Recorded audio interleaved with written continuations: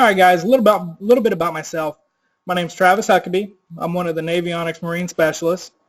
I also fish the FLW Costa Series and also the Wild West Bass Trail for the teams and the Pro-Am, and I fish everything on the pro side.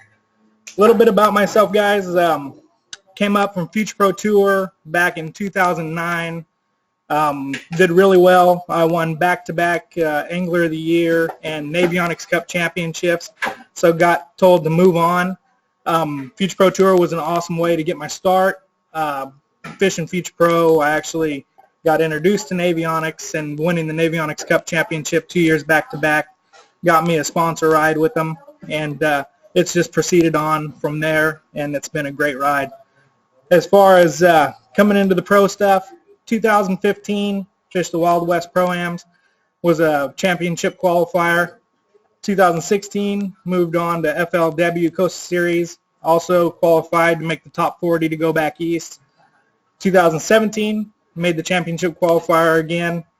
2018, made it again. So I've had a pretty good run at it. So that's a little bit about myself, guys. I got a little bit of credentials in the bass world. So let's do this. We're going to start talking about Finesse Fishing 101.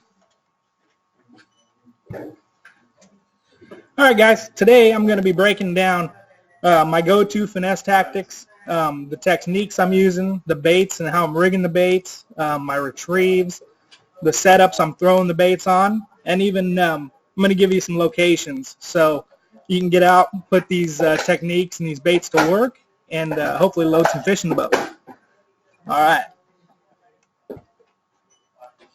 All right, guys. This has been one of my go-tos. This is the Nico rig. If you guys have heard about it, now you know. It's one of those deals. This rig here, guys, it's a pretty simple rig. Catches tons of fish. Works extremely well under tough conditions, especially after, you know, if you got a storm blows through, you got some high pressure, and those fish tend to lock up. A slower presentation like this can really put them in the boat. With this, guys, with the Nico rig, I like throwing the Reaction Innovation Flirt Worm. A lot of times I like throwing the bigger worm, the 695, but if something happens that the bite gets extremely tough, I'll downsize to the 495, and they seem to react pretty well to that. So also, my next go-to bait, especially if I'm fishing for black bass, would be the 5-inch Yamamoto Senko on the Nico rig. And now, getting ahead of myself on the baits I'm actually throwing, the rigging of it, I use the Owner mosquito hook in a size 2 for the smaller baits, and then I use the size 1 for like the larger baits like the Senkos. So a lot of times, guys, people will use the O-rings. I do use the O-ring on the Senkos, but like the smaller flirt worms, I just actually hook right in the egg sac of the worm, as you can see on the demonstration there, the way the hook is fed into the actual bait. Those are a smaller diameter, so I really don't throw the O-rings with the smaller baits like that. But guys, if you're throwing a Senko, or if you even want to try, like some guys use the smaller rubber bands, you'll get a few more fish per bait, but it's just one of those deals that I prefer on this, like those flirt worms, the rubber they're made out of, or the plastic. It's pretty strong and durable, so you'd be surprised. You will catch a few fish even if you thread the hook through the rubber worm. All right, guys, and the big thing about the Nico rig is the nail weight. The nail weight you insert in the head. There's quite a few different nail weights out there, guys. There's ones that look like a nail. There's others that have the nail to them and then actually have a ball head on them. So, guys, I prefer using the ball head style for a little more weight, like up to 1/8 ounce, 3/16 ounce when I'm fishing the bait a little bit deeper. And then I'll use a smaller, like 1/16 ounce, just normal nail inside the head of the worm if I'm fishing, say, 20 foot or shallower. It just has a little bit more of a natural presentation than the heavyweight, just keeping it down the bottom. And the heavyweight, of course, when you're fishing 20 and deeper, just gets the bait down in the water column faster and gets down on the bottom, keeps the bait on the bottom. because a lot of the times, guys, what this kind of mimics is like a worm coming out of off the bottom, or even if you change colors a little bit, would be like a feeding bait fish. So it keeps the weight to the bottom, and as you shake that bait, it kicks the tail up vertical. So it kind of looks like something's feeding directly off the bottom or coming out of the bottom. So, like, once again, guys, there is different nails, different nail weights available. There is even like EcoPro Tungsten makes a good one. It's actually a tungsten weight. So the cool thing about tungsten is it's a smaller size, but it weighs the same as like a bigger piece of lead. So the tungsten stuff is a lot more compact. So whenever you throw those smaller worms, using the small tungsten stuff works really well on them. All right, guys, we'll move on to the next. The Ned rig. This one here, guys, a couple guys showed it to me about 4 years ago, and I just shook my head. I said, I don't, that's not my style. That one I'm not going to be a fan of, I don't believe. So good buddy of mine, we were out practicing one evening. Bite was pretty tough. We were getting bit here and there, but it wasn't up to speed like we wanted it, and he tied one of those things on, and I laughed at him. I said, "Oh my goodness, you're going to start throwing that Ned thing around?" He goes, "Oh yeah, you'll be surprised. I'll show you." So he starts tossing this thing around, put a couple fish on the boat with it. I said, "Oh, you know what? Let me see one of those things." It just seems like a no-brainer. You know, it's just about they bring anywhere from about 2 3/4 inches long up to like even the larger ones are about 4. And guys have even ran off with this and are actually using like 5-inch Senkos, stuff like that, trying to bulk it up a little bit. But whenever it comes down to finesse fishing, guys, remember you're about the smaller baits, more finesse. You're just trying to get big. So it's one of those deals that I like the standard size. It's like a 2 3/4 inch, made by Z-Man. It's called the Finesse TRD. It's an awesome bait. The material of it, guys, is called that Elastic, and you can take this little 2 3/4 inch bait and stretch this thing out like 8-9 inches, and it goes right back. It's amazing. So one of the things that I do with that, guys, is I have the Ned. This is the Ned rig you see here on the screen. I use the EcoPro Tungsten shroom head, and the 1/5 size or the 1/10 size. And again, that's one of those things, guys, where if I'm fishing shallow, I'm going lighter. If I'm fishing deeper, I'm going to go a little bit heavier to get it down to the bottom so I don't have to wait. The thing about these baits, guys, is with the shroom head, it has a small bait keeper on it. And the bait stays pretty well on it. But what I like to do is I always keep a tube of super glue in my boat, and I'll put a dab underneath the head and push the TRD up to the bottom of the shroom head, and it super glues itself. And it's something else, guys. That bait is so durable. I fished 2 days straight. Luckily, I didn't break it off, but 2 days straight with one bait, and that thing was just tore to shreds, but it was still on the hook and just pretty much just discolored from all the teeth mark from the fish. So it's an awesome bait. You don't go through many of them, especially if you super glue them, and it's a proven fish catcher. I started throwing it after that day out on the water with my buddy, and it's kind of funny to say, but I learned some stuff going from team fishing to fishing the pro side and being on your own in a non-shared weight event where you got to go out and catch your 5 fish and bring them back. So back when I was team fishing, I was all about throwing a big jig and swim baits and topwater. But it's one of those things, guys, sometimes those bites don't pan out, so you got to have a plan B. And this became my plan B. And it's one of those deals in the last 2 years, in the last 2 seasons on the FLW, I actually cut two good paychecks throwing this Ned rig. And it was one of those deals that I always laughed when I was like, I can't believe I'm picking this thing up. But it's one of those things, like I said, it's caught me 2 paychecks in the FLW just throwing this little Ned rig. And it's pretty cool because these fish eat it everywhere.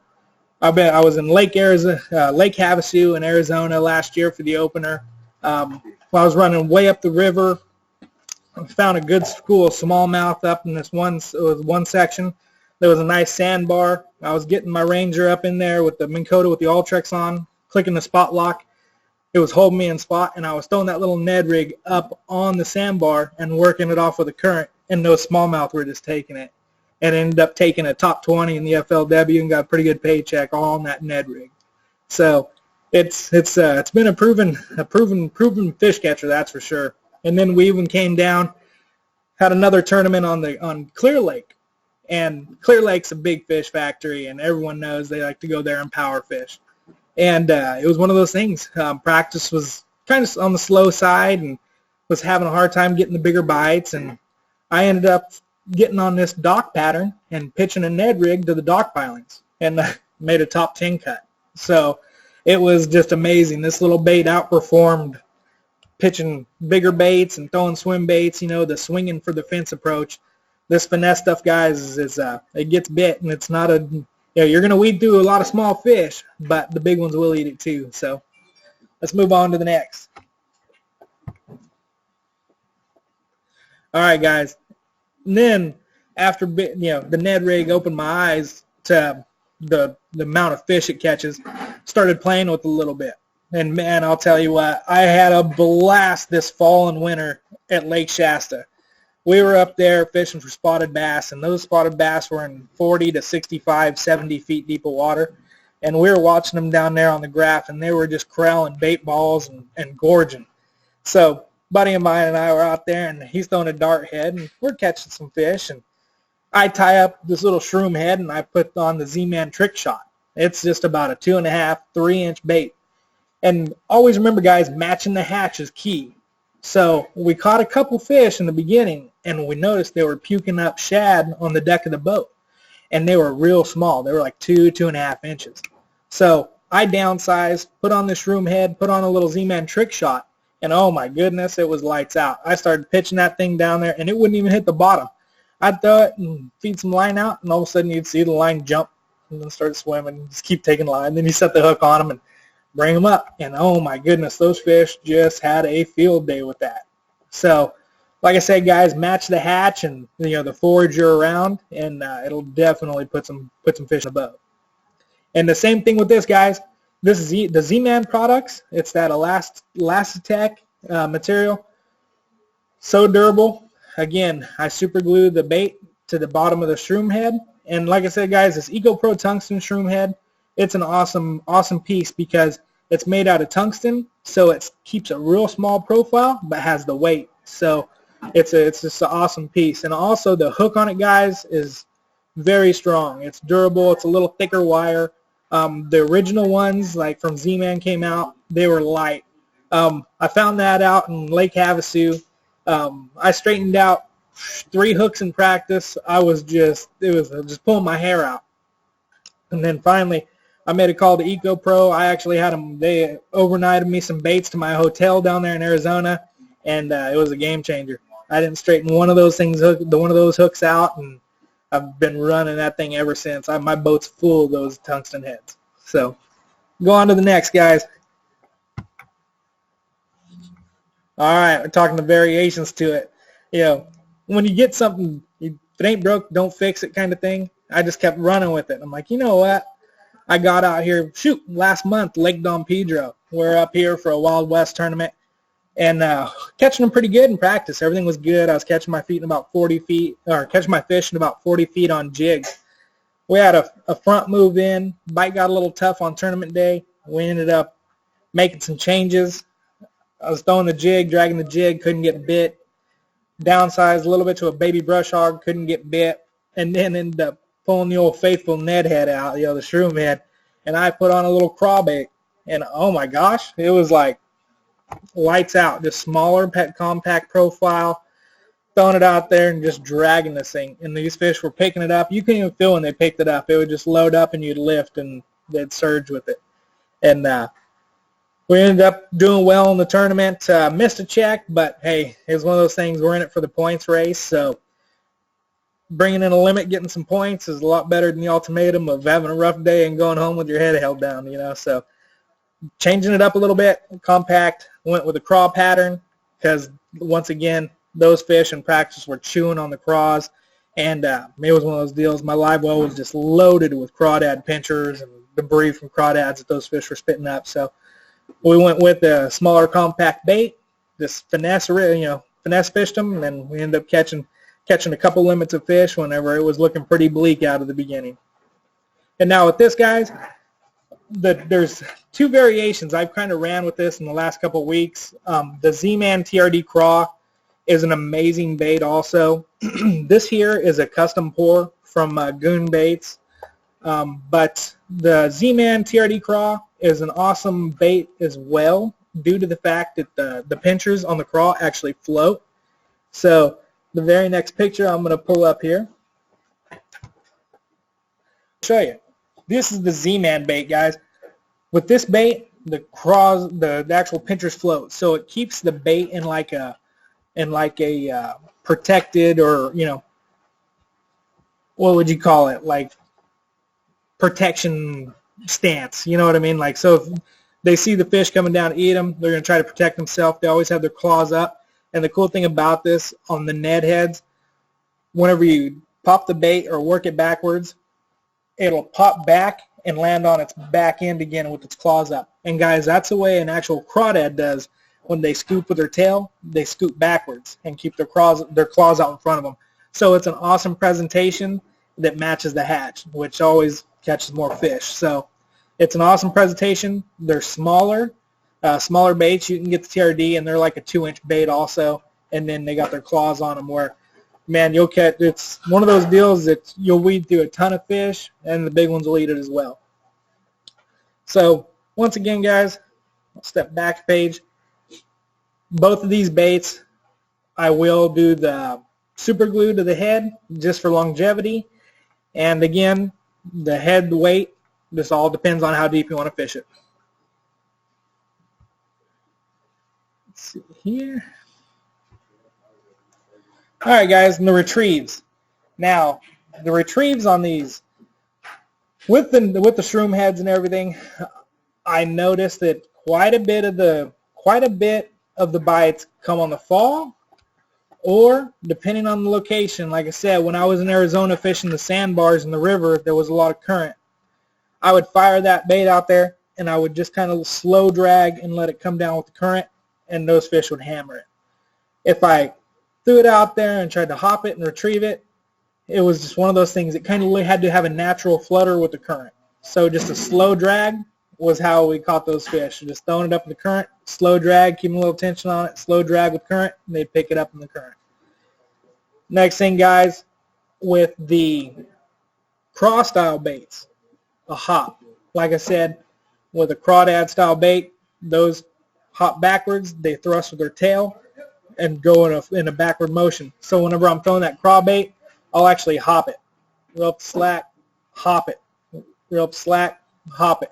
And now a lot of the time, guys, it's pretty cool. You throw that thing out there, hits the bottom, you hop it, you go to hop it again, and pretty much your next hop is a hook set because he's picked it up on the drop. So it's fun. You pop it, and then bam. And then you got to pay attention also, guys, whenever you let that rod tip back down to set that bait back down, and you go to pop it, and it's slack line, the fish has got it, and he's swimming at you. So you got to reel up quick and put the hook in him. So paying pretty close attention to your line and the hopping, it works really well, especially with the craw pattern baits. And now, guys, the cast, shake, and repeat. This is something that I got into up at Shasta, and Pedro, we did the same thing. We found some bait, and it was one of those deals. We went with that the TRD minnow, and it was one of those deals. We'd fire that thing out there, and if it reached the bottom, it was a surprise. So it was like, okay, well, and then you shook it a couple times, and then they would take it. So a lot of times what I do to cover water is I'm just gonna, like, you got to let the fish tell you what's going on. You make the cast, it hits the bottom, okay? Sometimes you can dead stick it. As soon as it hits the bottom, just dead stick it, let out a little bit of line, dead stick it, and your line will start swimming off. They weren't really aggressive, but they just wanted it dead stuff. So they'll swim down, pick it up, swim off with it. Now, whenever the fish are picking it on the fall, then that one gives you the go. You put it in high gear, make a cast, hits the bottom, shake it, reel up, and go. You're wanting to do as many drops as you can now because the fish are in a more aggressive state, and they're going to eat it on the drop. So make it drop as many times as you can, and you'll get more bites out of it rather than throwing it out there, letting it hit the bottom, dead stick, shake it. If it goes past that, just reel it, fire again, make the next cast. Hopefully they'll pick it up on the drop. So kind of let the fish tell you how active they want to be that day. If they're going to grab it on the drop, or if you have to dead stick it, or let it drop, dead stick for a second, shake it a couple times, reel up, make another cast. So those are my 3 presentations that I key on. Like I said, guys, with the cross style bait, the small Ned, the TRD bait, and then the bait fish. So. All right, guys, we're going to go on to the gear, the setup that I throw my Finesse stuff on. I'm a big fan of the Phoenix M1 series rods. I throw it on an MX-S74 medium rod. This rod, guys, feels pretty heavy duty in your hand. It's light, but it's got a pretty stout backbone and a fast tip, which that's always a good thing, especially if you're fishing in deeper water. You want to have that bait go to the bottom. You want that rod tip to have good sensitivity to it. And whenever that fish picks it up, you want to lift on it. And if you feel the weight and see the rod tip bow a little bit, reel down, and it has enough backbone to it, guys, that let the rod do the work. Because with all this, the tactics that I've shared tonight with the Nico rig and the Ned rig, you have an exposed hook. So you really don't have to put the wood to them whenever they eat that thing. You can pretty much just reel down, load pressure, and keep coming with a reel set. You don't have to really set the hook on the fish because this is a exposed hook. Most of the time you'll get them right up in the roof of the mouth or the upper lip, and they're just pin them and bring them to the boat. So with that being said, guys, I used the Lew's Mach 2 speed spin in a 300 series. And now the reason I throw the 300 series, guys, is the spool's a little bit bigger. A lot of guys say, okay, well, you need a lot of line. No, it's not for the amount of line on it. It's for the diameter of the spool. Because one of the things you want to have with a good spinning reel, especially if you're fishing any deeper water, 25 plus feet of water, you want that reel, each revolution, to pick up as much line as you can. So with the 300 series, in one revolution of the reel, we'll pick up about 30 inches of line. Other ones, like the 200 series, they pick up like 26 inches. So it doesn't sound like much, but guys, it's one of those things, if you got 30, 40 feet of line out, bait hits the bottom, you shake it, go to shake it again and the line's slack, that fish is swimming. He's pretty much got a pendulum effect. If he's coming back under the boat or coming up, you got to catch that. You'll catch up to that fish and get pinching on him and get that hook in him. So you want that reel to have a good amount of pickup to it. So I always look for at least 30. It's like pretty much like a 30-to-1 type of ratio on the line pickup on my spinning reels. And also, guys, the next thing on the spinning reels, I load it with Phoenix Hydra 8-strand braid in either 10-pound or 15-pound. If I'm fishing spotted bass lakes, I'm not afraid to throw 10-pound floor or 10-pound braid. And then if I'm going up to, like, say, Clear Lake or something else where might wrestle with a good one, I'll at least throw 15-pound braid up there. And especially if I'm around the docks, 15-pound braid is going to get the nod. And also, talking braid here, guys, I'm using the braid as backing. I'm tying the leader, though, to that braid because around here in California, I know a lot of you guys watching are from back east. It's one of those things. We got some crystal clear water out here. I mean, even Lake Havasu, shallow, river, stuff like that. But it's one of those deals. The water is so clear up there. I remember my first ever day on Lake Havasu practice, made a run up the river, and I thought I was going to disassemble Johnny 5. I was doing about 70. Next thing you know, all I see is rocks and sand, and I was like, all I did was tense up. I'm like, here we go. This is going to hurt. But looked over my graph. I was still in 14 feet of water. And I'm like, wow, this is just crystal clear up here. So with that being said, the clear water, I do believe the fish will get a little line shy, so I will run braid to a fluorocarbon leader. So when I'm doing this specific Nico or Ned's, I will go that 10 or 15 pound braid to a 6-foot or 8-foot leader of 7-pound fluorocarbon. I like the Sunline FC Sniper. That stuff is really durable, and it's one of those things. I do actually run a little bit longer leader in clear water, 6 to 8 foot. I'll run that at like at Clear Lake, anywhere where the water's got a little stain to it. 6 to 8 works. But if you're at Shasta in the winter, Havasu, where it's the gin clear stuff, where you got 15 feet of visibility or more, I will run a leader up to, I've ran leaders up to about 20, 25 feet, just to kind of keep that braid away from them. I didn't want them to see any part of it. So if you can see 20, I'd put a 20-foot leader on it. If you can see 5, I'll put a 5-foot leader on it. Just back it up a little bit. So, all right, guys, we'll go on to the next. Like I said, Phoenix rod, 7.4 medium, loose reel with that about 30 inches of pickup each revolution of the handle. The Hydra braid from Phoenix, 7-pound Sunline, and like I said, just use your instincts, looking at the water clarity on how long of a leader you want to throw. But like I said, average 6 to 8 or up to 20 if I'm fishing crystal clear lakes. So we'll move on to the next. All right, guys, I know one of the questions, seen some hands pop up here on the screen. Everyone's wanting to know, how do I tie off my braid to my fluorocarbon line? On this, guys, what I am doing is I tie the double uni knot. I got a diagram up here. It'd be really tough if I had it all here trying to do on video for you. So I got a nice little instructional clip here, or photo of how to tie it. This one has been very, very durable for me, knock on wood. I went through a bad spell 2 years ago.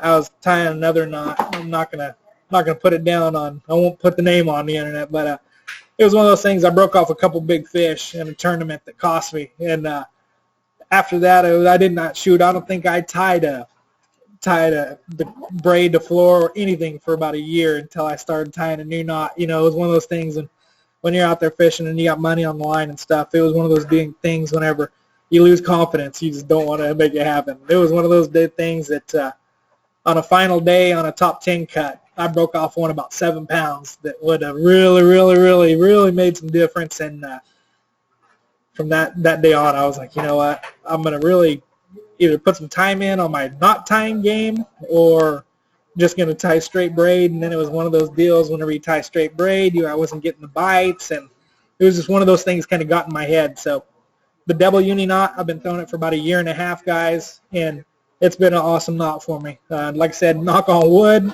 I haven't snapped the braid to the floral leader, haven't broke that knot yet. So hopefully it continues. It's been an excellent knot. I've landed a couple 10-pounders on the Delta, 10 and an 11 on the Delta this past year. Couple over 8 on Don Pedro in the last the last month, and it's been a soldier. So far it's performing well. So I'll share this one with you guys, the double uni. And also, guys, here on this double uni, it's showing 4 or 5 wraps. I usually do 6, and even some of the heavier stuff I'll do up to 7.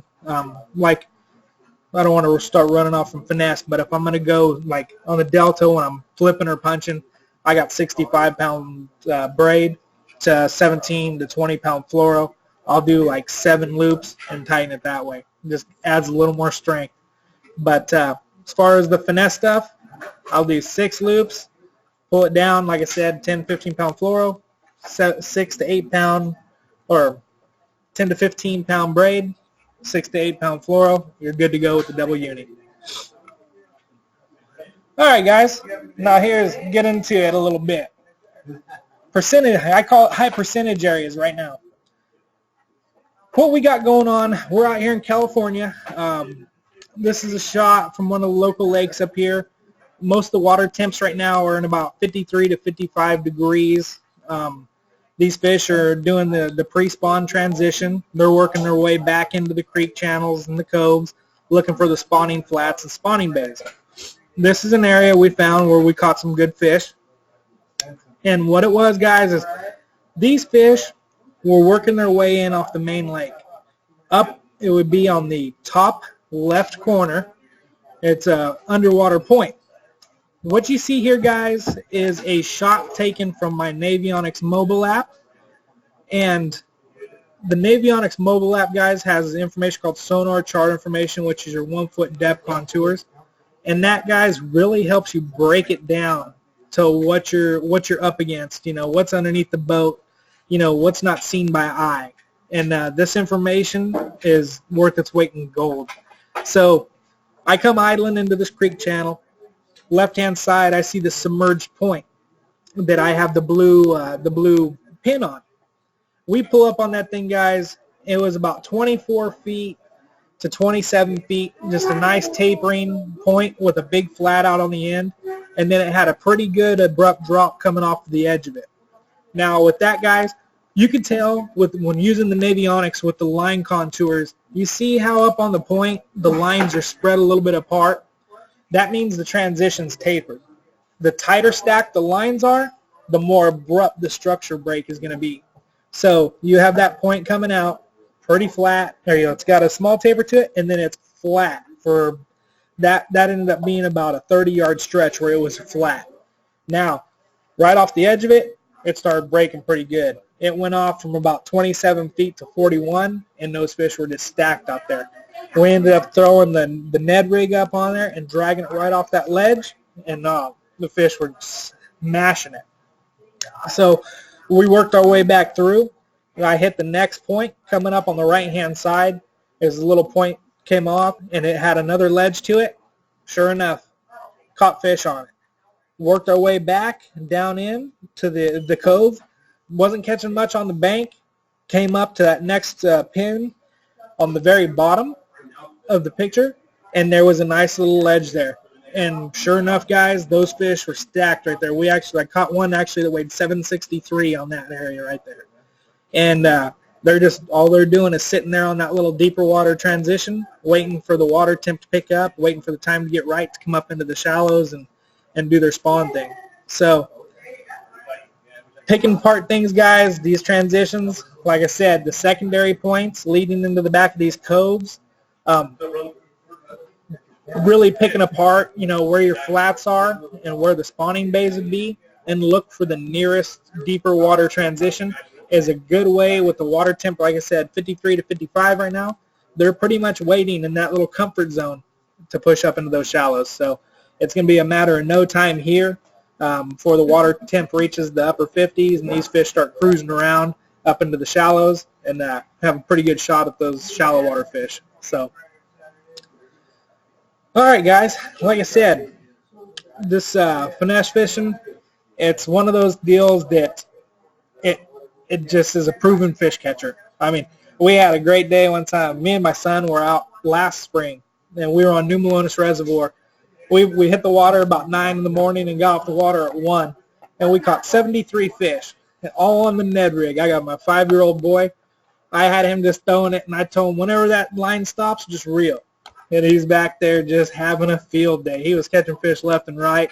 It was just one of those awesome days on the water. So it's one of those things, guys, if you're out hitting the water and, the bite gets tough, definitely lean on it. It's like I'll never hit the water in my boat without a Ned rig or a Nico rig tied up, especially if there's been some weird weather transitions, anything like that. It's definitely will save a day.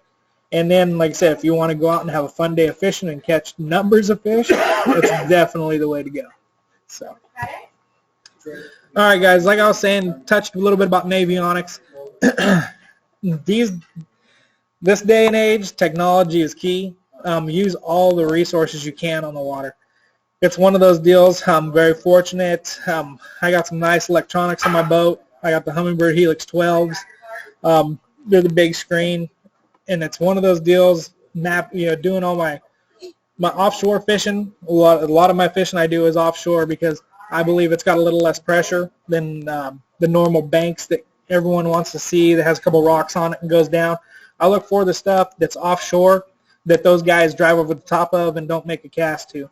So using the resources to your advantage, good electronics, the Navionics mapping cards. I mean, I even mentioned earlier Minn Kota. on the Minn Kota Ultrex. So stuff like that, guys. It's like a tool at work. It all comes into play. So really helps you get the job done. So like I said, I know everybody, everyone's in different situations.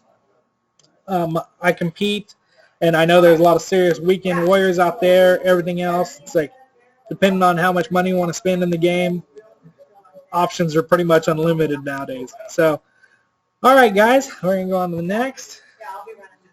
A little bit about, we're wrapping this thing up. Something about going on with Navionics right now is the Navionics trade-in. This is awesome, guys. If you have an older card or even a competitor's card, say you got a C-Map or Lake Master or something that is older or you just not happy with, or say you purchased a card and it doesn't have your lake that you want to fish on it. I've heard that a lot. Now, Navionics, guys, the coverage with Navionics covers thousands of lakes. It's like 30,000 lakes compared to the nearest competitor is like 9,000.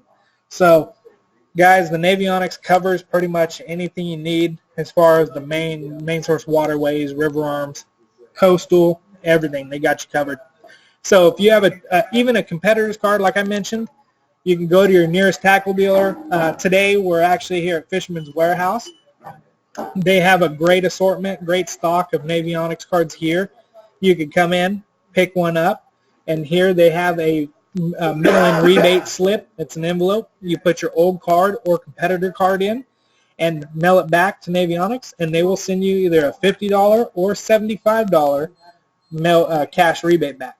So it's all the money depends on which card it is. If you're going to send in one of the platinum cards, they're a rebate of $75, and if you're going to send back any of the competitors or say a Navionics Regions card, those get $50 back. Excuse me. So awesome way, guys. If you have an older card looking to upgrade, that's a way to do it. Or say you have a Navionics Regions card or Navionics Plus card and you're wanting to upgrade. Say you get a new graph that's compatible with the Navionics Hot Maps Platinum card that's got 3Ds and all the 3D features and all the bells and whistles. You can do this, get some money back off the rebate, and get an upgrade to your new card, and getting the money, $50 back towards your new card, helps sometimes. So all about saving a little bit of money and having fun on the water. All right, guys, like I said, I'm here at Fisherman's Warehouse at the Manteca location. I greatly appreciate everybody from tuning in. There's a few Fisherman's Warehouse locations. You got Manteca, where we're at, Sacramento, and San Jose, all here in California, or you can even look them up on the internet, fishermanswarehouse.com. Make any of your purchases here. It's awesome. They have about everything you can think of, from freshwater to saltwater, crab pots, you name it. So they got you covered. Also, guys, one of the attendees here, I have a great audience sitting here listening in. One of the attendees here is going to receive a $25 Fisherman's Warehouse gift card tonight, and one of you lucky guys listening in on the internet here is also going to receive another $25 gift card tonight that I will have I will reach out to you via email later this evening with the lucky winner. So that's about a wrap. We're going to move along. I appreciate you guys for attending, and you can reach me at thuckaby@navionics.com if you have any questions in regards to anything I mentioned tonight, or even if you got a couple fishing questions, want to say hello, feel free to say hello. Shoot me an email. We can talk fishing. All right. Appreciate it. Thanks, everybody.